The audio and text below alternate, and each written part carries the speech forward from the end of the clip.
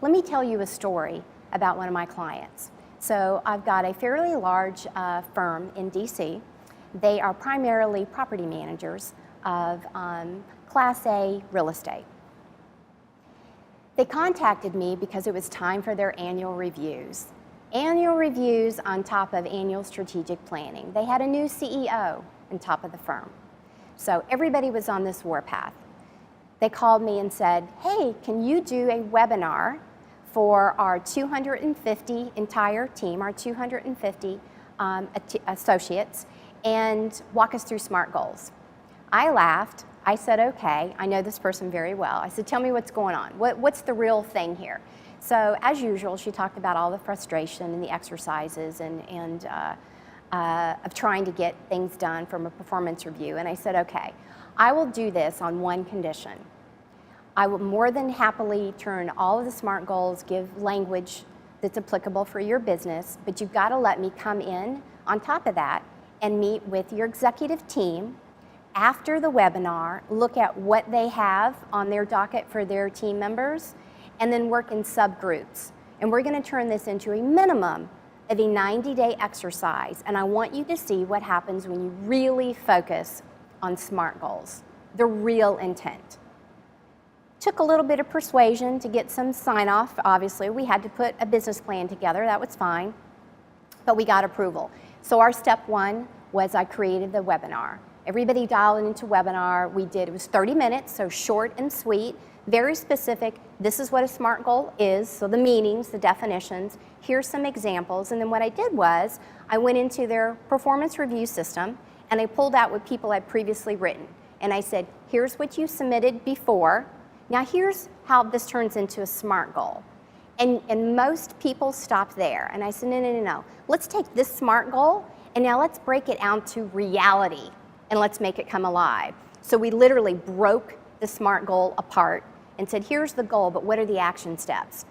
And then out of the action steps, we went to their calendars. And then we said, who do we need to involve in order to make this happen? Do we need to do a task force for clients? So we did. We said, hey, you know what? One of this is we need to change our survey that we do out to our tenants.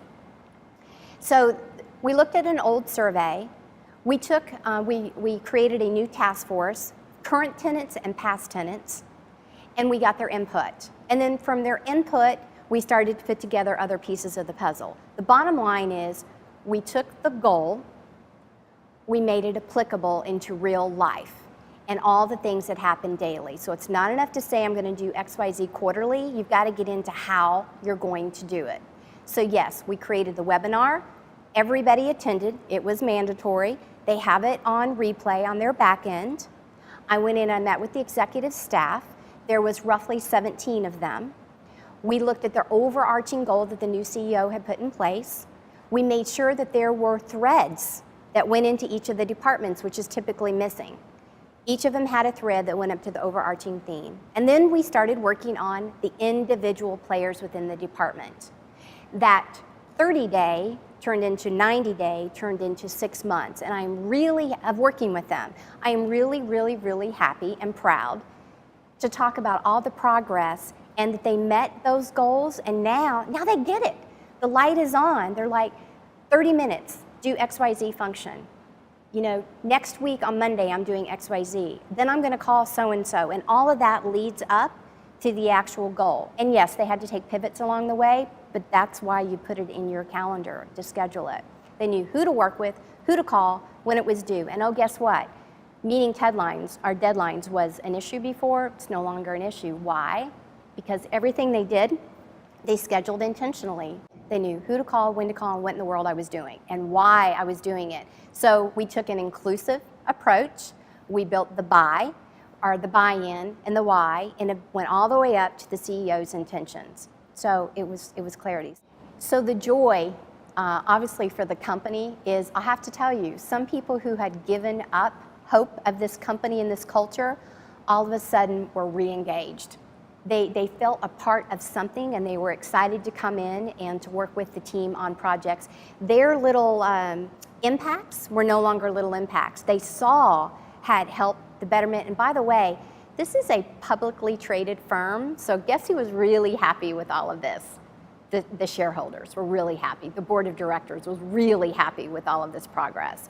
So it was, and you can tell, it's still very exciting to see a team that was kind of dysfunctional, honestly, going through a lot of change management with the new CEO, and to see them come out on the other side. And that project was a little while ago, so I still work with them, and it's great to still see people get excited now about that process.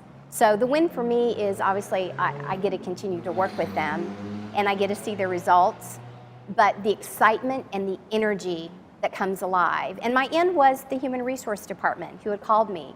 And so that person is just thrilled that they get to do other things, and they're off of this annual, it's time to do annual reviews, and everybody's got to write SMART goals, and nobody knows how to do it. And now it's like, look what we did. And it's a good thing. It's a good thing, as Martha Stewart would say.